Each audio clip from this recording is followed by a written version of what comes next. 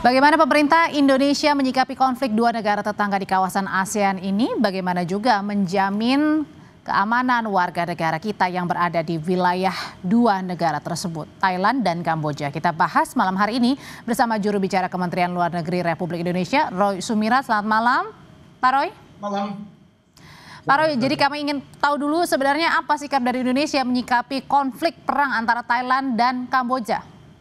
Iya, yang pasti dapat saya sampaikan bahwa pemerintah Indonesia terus mengikuti secara seksama perkembangan dinamika yang saat ini terjadi di perbatasan Thailand dengan Kamboja, dan tentu kita juga terus membuka komunikasi dengan kedua pihak di berbagai level, di berbagai tingkatan untuk dapat mendapatkan gambaran menyeluruh mengenai pandangan masing-masing terhadap situasi saat ini, karena tentu masing-masing negara memiliki versinya sendiri, dan tentu sudah sewajarnya apabila kita juga dapat turut membuka diri untuk mendapatkan informasi lebih lanjut dari kedua negara. Dan dalam hal ini dapat saya sampaikan bahwa Bapak Menteri Luar Negeri beberapa hari yang lalu langsung melakukan kontak dengan Menteri Luar Negeri Malaysia selaku Ketua ASEAN di tahun ini untuk terus mencari langkah-langkah yang bisa dilakukan oleh seluruh negara ASEAN untuk membantu dua negara tetangga kita nih, dua negara anggota ASEAN untuk dapat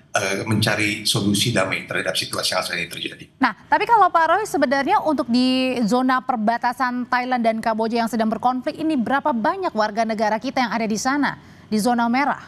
Ya, sebetulnya memang agak sulit untuk mendapatkan angka yang paling exact, yang paling tepat, karena kita juga akan berpegang pada data yang diberikan oleh WNI yang ada di lapangan. Tentunya kami harap warga negara Indonesia selalu melakukan lapor diri itu antara lain dalam situasi seperti sekarang ini. Dan menurut data yang kita punya secara formal ada sekitar 15 warga negara Indonesia yang tersebar di wilayah sekitar perbatasan yang saat ini sedang mengalami ketegangan, khususnya di bagian wilayah Thailand. Sementara di wilayah terdampak dari sisi Kamboja, data yang kami miliki tidak ada WNI yang ada di lokasi tersebut. Namun sebagai informasi tentu apabila kita lihat lagi petanya itu, memang wilayah yang terdampak itu meliputi ada sekitar 4 provinsi di Thailand dan ada 3 provinsi di Kamboja, dan itu sekitar 150 meter dari sana ada beberapa tempat di mana warga negara Indonesia sering berkunjung gitu ya.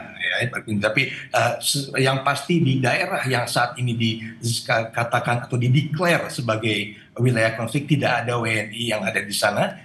Semoga data ini data yang paling akurat, dan juga tidak ada laporan sementara ini yang menunjukkan adanya casualties atau warga Indonesia yang terdampak langsung. Oke, Pak Roy, ini kan Thailand, Kamboja masuk negara ASEAN, kita juga. Nah, sebagai masuk dalam negara ASEAN, sebenarnya apa yang bisa kita suarakan nih untuk bisa mendamaikan kedua negara ini?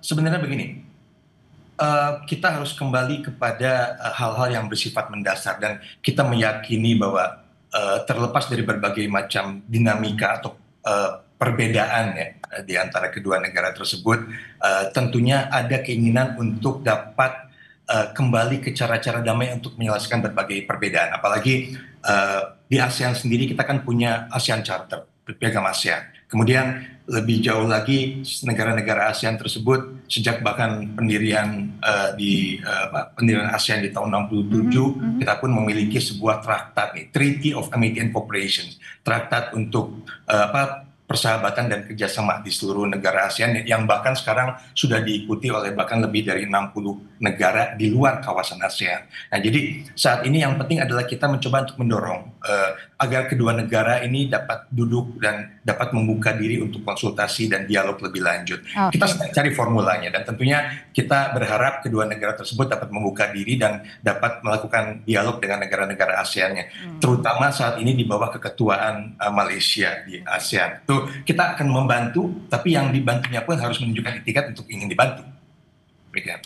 Oke, Pak, kemudian kita balik lagi ya berbicara masalah Thailand dan juga Kamboja. Nah, ini kan Thailand juga salah satu destinasi atau tujuan yang biasanya juga sering ya warga negara Indonesia pergi ke sana. Apakah ada imbauan khusus ini untuk tidak pergi sementara waktu, baik ke Thailand atau ke Kamboja?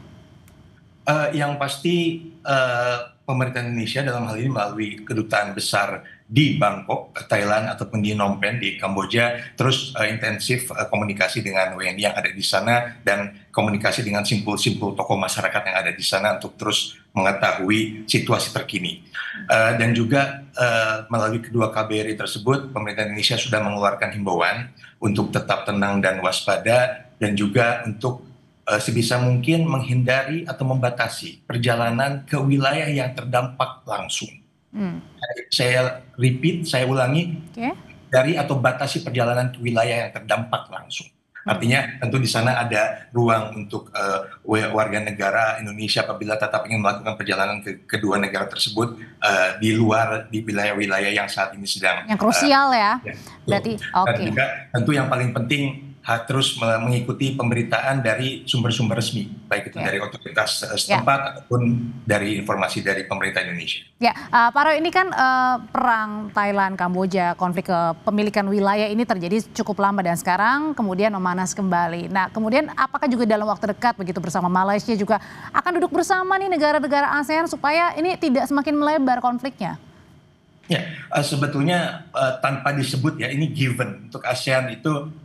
Setiap ada masalah baik itu yang melibatkan sesama negara ASEAN ataupun negara anggota ASEAN dengan negara di luar ASEAN itu sudah ada komunikasi awal di beberapa level untuk mencari formula yang dapat diterima oleh semua pihak yang sedang bertikai atau berselisih agar perselisihan itu dapat segera selesaikan atau paling tidak dibatasi agar tidak eskalasi lebih lanjut. Nah, mungkin saat ini kita masih membutuhkan sedikit waktu untuk mencari formula yang disepakati oleh kedua belah pihak. Karena tentu seperti yang saya sampaikan di awal tadi, kedua pihak tentunya memiliki pandangan atau starting point masing-masing terkait dengan dinamika yang ada sekarang.